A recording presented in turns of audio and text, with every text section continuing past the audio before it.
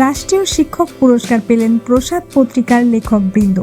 কাঁকুরগাছের উৎসব মঞ্চে ঐতিহ্যবাহী প্রসাদ পত্রিকার 6 জন বিশিষ্ট লেখককে রাষ্ট্রীয় শিক্ষক পুরস্কার প্রদান করল national educational forum. Debnarayan Das, Arunima Chatterjee, Samir Ray, Aruna Sarkar, Om বন্দ্যোপাধ্যায়কে সাহিত্য জগতে অসামান্য অবদানের স্বীকৃতি স্বরূপ এবং নির্মাল্য বিশ্বাসকে সাহিত্য ও চিত্র পরিচালনায় সাফল্যের স্বীকৃতিতে এই সম্মাননা প্রদান করা হয়। একই মঞ্চে বেঙ্গল এডুকেশনাল ফোরাম থেকে প্রসাদ পত্রিকার লেখিকা সুপ্তা আড্ড পেলেন বঙ্গনারী সম্মান।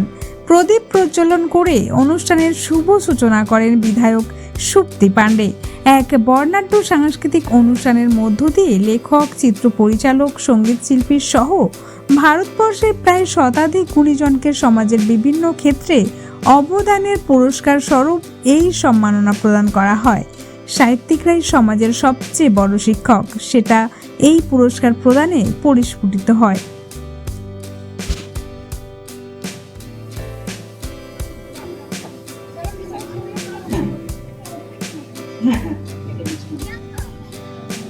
Supta আত্রা, Moumita Pal.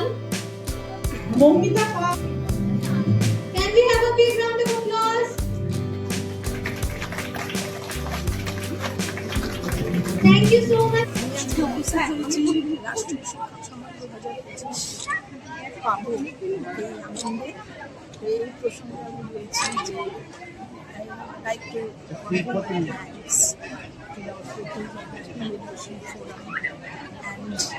Bengal Education Forum also, and also I would like to give my thanks to Prashad Publication and to the and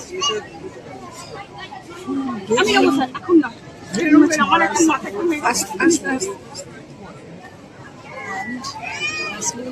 I want to give my thanks to my family members who always stand beside me as a big support.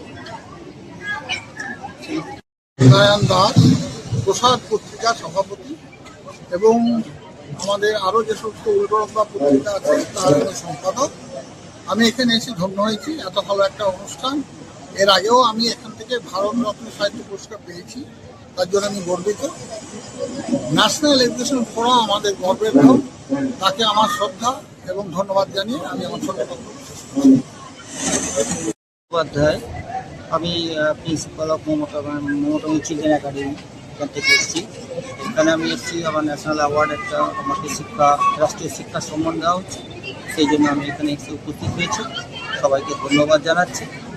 আমি আগামী দিনের শিক্ষা যাতে আরও শুধু প্রসারিত করা যায়, বিশেষ করে বাচ্চাদের, তার জন্য আমি চেষ্টা করব। ধন্যবাদ। অরুণিমা চ্যাটার্জি। আমি লেখালেখি করে থাকি এবং আমার লেখালেখির মধ্যে আমার কলম দায়বদ্ধ, কমিটেড বলতে পারি। সেখানে আমি সবসময় একটা সোশ্যাল মেসেজ রাখি, সামাজিক বার্তা, যাতে মানুষ সচেতন হয় বা এই কন্টেম্পোরারি যে সমস্যাগুলো রয়েছে সেই সমস্যাগুলো আমার কলম চেষ্টা করে মানুষকে জাগিয়ে তুলতে বা সচেতন করতে।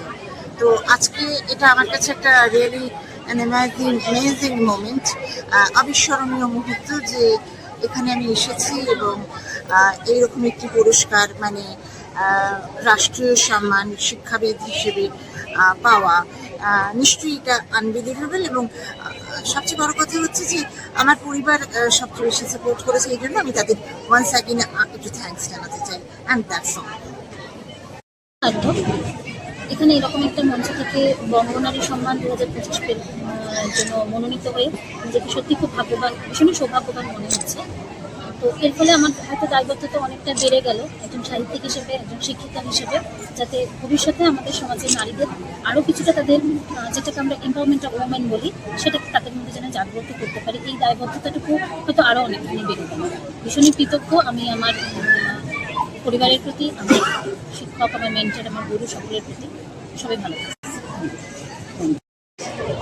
আজকের এই শিক্ষা জগতে একটা অনুষ্ঠান ন্যাশনাল এডুকেশন ফোরাম, সেখানে যে আমরা সাহিত্য জগতের মানুষদেরকে আমন্ত্রণ করেছেন এবং আমরা আজকে আসতে পেরে সত্যি খুব আনন্দিত যে শিক্ষা জগতের মানুষদেরকেও শিক্ষা জগতের মানুষরাও যে সাহিত্য জগৎকে যে এগিয়ে রেখেছেন এবং আমরা আজকের এই অনুষ্ঠানকে তারা সম্মানিত হচ্ছে বা আমাদেরকে সেইভাবে ডাকা হয়েছে, তা আমাদের খুবই ভালো লাগছে। আমি সত্যি খুব আনন্দিত এবং গর্বিত। আপনার নামটা? ধন্যবাদ। আমার নাম সমীর রায়। আমার নাম নির্মাল্য বিশ্বাস। ন্যাশনাল এডুকেশন ফোরাম আয়োজিত আজকের এই অনুষ্ঠানে আমি সম্মানিত হচ্ছি। ভালো লাগছে এই সম্মানটা পেয়ে। যে কোনো সম্মানই একজন মানুষকে এগিয়ে নিয়ে যেতে সাহায্য করে, মোটিভেট করে।